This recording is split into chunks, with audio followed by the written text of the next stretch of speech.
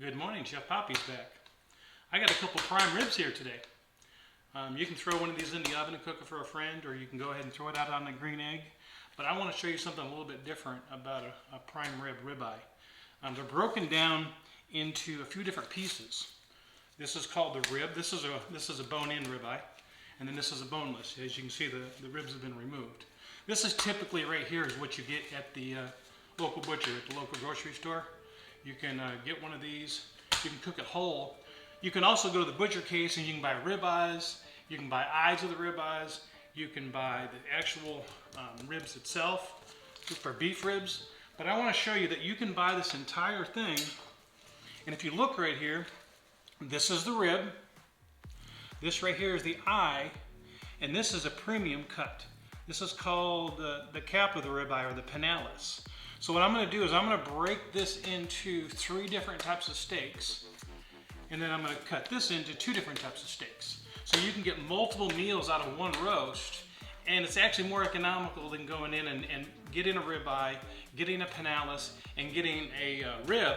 You can buy the entire roast and cut it yourself, and it's really quite simple.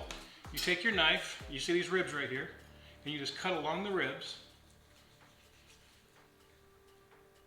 Now, a lot of times you can go ahead and ask the butcher if he'll remove this for you. He'll cut it all the way down to the very, very edge of the rib at the back, and then he leaves it connected for you. But if they're already frozen when you get them, then you have to do it yourself. Now, you can go to the butcher. You can also buy these ribs separate. They're called Dino ribs. But if you just buy the whole rib roast, you can get multiple meals out of just one roast. And if you look, right there are the ribs. You can cut those into 2 separate sections. And you can smoke those, and they are absolutely gorgeous. There, now that we have the ribs off, if you'll notice, you have your eye and your pinalis, then you have that little fat tip. So the first thing we're going to do is we're going to take this pinalis off. So we cut right along here. And I think you guys have seen me do a video with pinalis before, to where we turned it into, it's called the cap of the ribeye, where we actually tie it up with a butcher's twine and cook it in a cast iron pan. So we'll get this pinalis all cut off.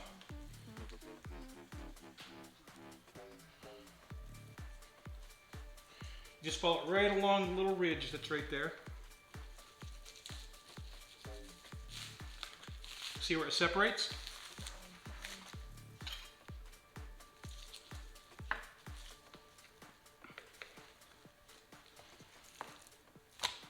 Now what we're going to do is we're actually going to pre-season this, and then we're going to roll it up like this with butcher's twine, and then we can cut them into nice medallions. And you will find that once you have this piece of meat separate from the other, this will be your best tasting steak you've ever had right there. Then, this is called the eye and the fat cap. So all you do is you take this where this fat cap is, you cut it just like that. And I save that for various recipes. Now you have just the eye. And you can cut those into perfect steaks, whatever width you want. So we're going to put that off to the side. And then we're going to show you with, this is typical that you buy in the grocery store. And you can see the pinalis that we're going to cut off, and then their eye. Now, when they trim this one, they trim that extra fat tip off it, like they did on the other one. But there's very little to trim off here. So all we got to do is just take off the cap. You cut right along that little fat ridge.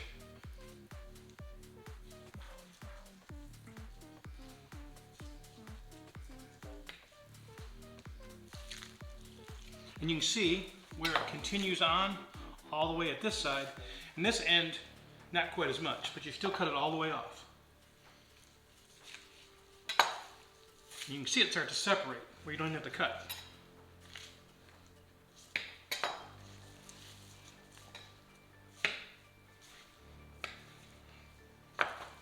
And then there is another cap. And then you can just cut this into perfect steaks. So let's start with the end that's straight.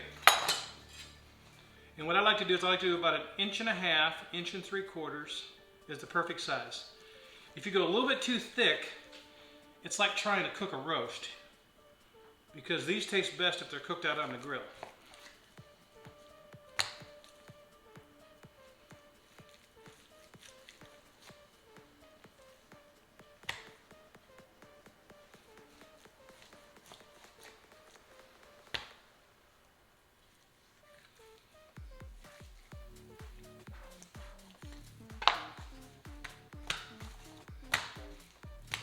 Six beautiful steaks. Heck, for me and Chef Gia, I mean, that's 3 separate meals right there. And then, of course, we have these steaks. Let's cut these up now. Now, this one here is typical, like you're going to get it in the grocery store, because it doesn't have the ribs on it. This one here, I actually ordered this from Snake River Farm, and they're a little bit bigger. But you can also ask your butcher if you want the rib on, so that you get that extra meal out of it. You can ask your butcher if they can just go ahead and cut them for you that way.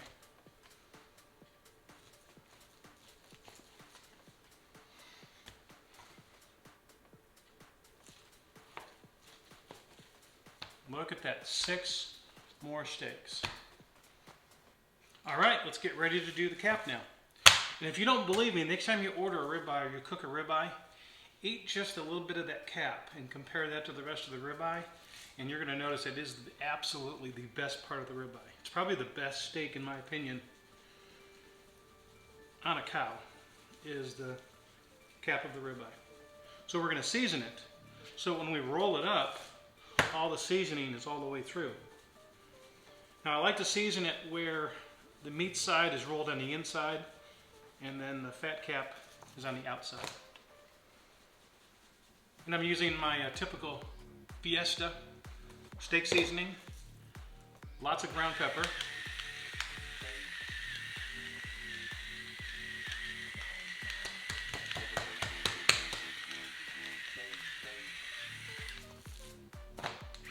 see, a lot of people think that, you only buy a ribeye around the holidays when you're going to cook for a large group of people, but you can go pick one up at the butcher and just season it into multiple meals. And if you were to add it all up, it costs a lot less if you cut it up yourself. Now you just roll this, and it creates a beautiful, beautiful, that's where we got our butcher's twine here.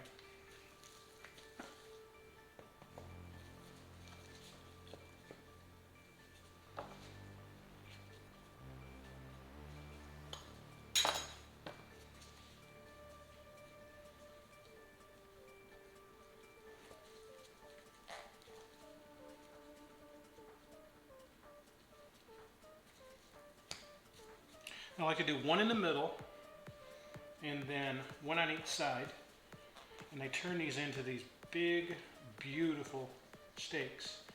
Now when I cook these, I think you've seen me do a video with these before. It was a smaller one like this, but I cooked them in a cast iron pan. You don't really have to cook the cap of the ribeye out on the grill. You can just cook it in a cast iron pan. But now the ribeyes that we've cut right there, they taste better if they're actually cooked out on the grill. Then you notice here, if we take and cut right between those two, that's going to make an unbelievable steak. It's like this one got a little bit, I gotta straighten this one up a little bit. So we're gonna take this and put this over here with this. Now when I cook one that size, you can also do them smaller. I like to do these a little bit larger when I do them myself, because I do cook them in a cast iron pan in the oven. If you're going to cook these out on the grill, then you'd want to do probably about half that size. But they are absolutely gorgeous. Now we're going to pre-season the ends.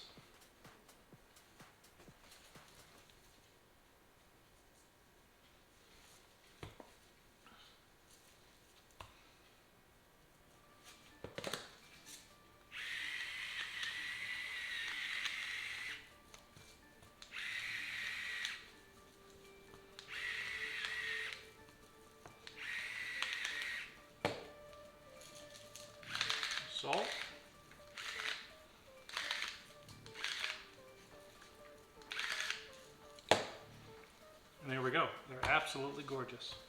Now on the ribs, all we're gonna do is season these and we're just gonna throw them on the smoker and smoke them. Now let's go ahead and do this other one. This one will be a little bit smaller. Now this one, I'm gonna cut into the smaller medallions that you can do more like on a grill instead of in a cast iron pan.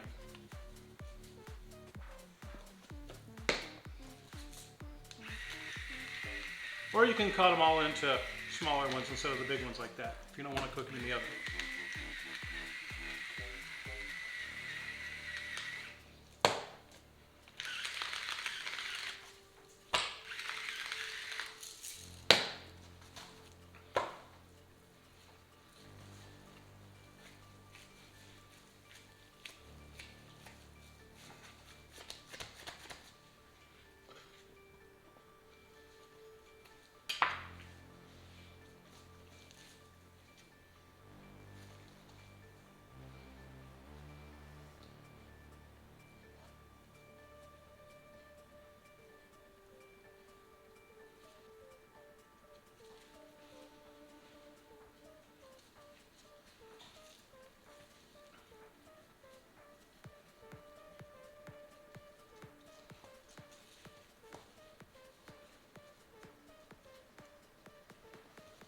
Now today is a football game, it's Sunday, so I'm gonna probably cook a couple of the smaller ones for Chef G and I, and then I'll probably vacuum pack the larger ones, the ribs and all the rest for another day.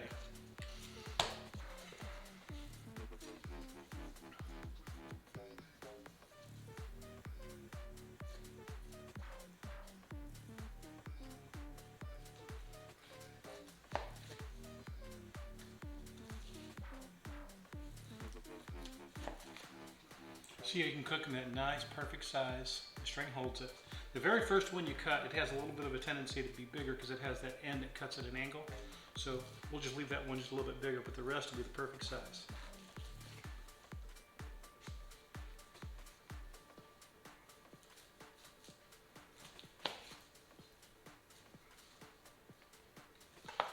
And there, we'll leave those other ones just a little bit bigger. I decided to go ahead and cut these big medallions down. Normally I don't cut the medallions up that big of a prime rib. Usually I do it on a smaller prime rib like I have over here. So I went ahead and cut those in half and I made them half as big. So even from the small prime rib, as you can look here, look how many steaks that you get out of just one prime rib roast if you just simply buy the boneless roast yourself, cut the cap off, roll those into medallions, cut your ribeyes off. If there's a little bit of a fat tip, you can go ahead and leave it attached to it if you want. Or I cut it off because I like to use it for other recipes. If you're fortunate enough to get a big prime rib where you actually have the bone in, then you get the additional Dino ribs. It tastes great on the grill. So I'm going to go ahead and get all these vacuum packed. I talked with Chef Gio, and she's decided she wants a couple medallions for dinner for the football game. The Buffalo Bills are playing today. And then I'm going to vacuum pack the rest, finish seasoning all my steaks, vacuum pack them, let them sit in the fridge for a couple days, and then I'll move them to the freezer. All right, we got them all vacuum packed. It looks like we got, out of the bone-in ribeye, we got 12 steaks, 2 racks of ribs, and we got some chili grind. And I even threw the smallest one off the boneless one in there, so we got some good chili grind so we can make some chili out of it. And even with the boneless one, you still get 12 steaks out of just one roast. So even if you don't want to vacuum pack, let's say you're going to have some friends come over, you can literally just buy one roast, and you could cut it into 12 steaks and serve 12 people. And you don't have to go to the butcher and buy the individually packed ribeyes, which cost a lot more.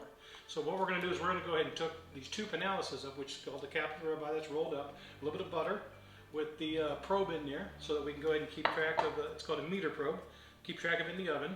I'm going to set the oven at 375 and I'm going to put this in there until it is medium rare, and then we're going to enjoy this during the game. All right, I got all 4 trays of the steaks. These are going to go in the fridge for 2-3 days before I freeze them. That way they'll marinate with all the seasoning. That way when I thaw them out, I can just take them out, thaw them, and throw them right in the oven or right on the grill. All right, now we're getting ready to cook these. Now the reason why I did those 2 ribeye roasts is I got a big cook coming up at the Buck Creek Ranch out in West Texas, a bunch of people over several days. I know one of the days they're going to want steaks, so that's why I went ahead and bought those 2 so I can get those cut up into multiple steaks because we're feeding a bunch of people. we'll probably do some other videos between now and then of some other dishes that we're going to cook and have ready to go. Probably a brisket and some other stuff. But for now, I got the oven set at 375. Most people will do their oven either between 325 or 375 depending on the size of these. These are pretty good sized. So I went ahead and upped it to 375. I got the probe in there. We're going to leave it in there until it's at medium rare.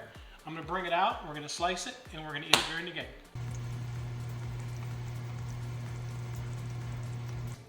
All right, they're out of the oven. I let them rest. First thing we got to do is we have to cut the butcher string off. You don't want to serve them with those. I took them out of the cast iron pan. I don't let them rest in the cast iron pan because it'll overcook them. So I put them on the cutting board and let them rest there. I let them rest for about 10 minutes. There we go. Now let's see what these medallions look like.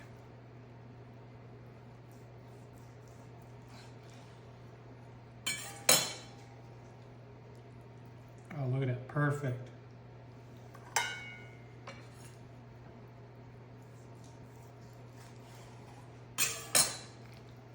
Just a little bit more on the rare side, but perfect. Thanks for watching today.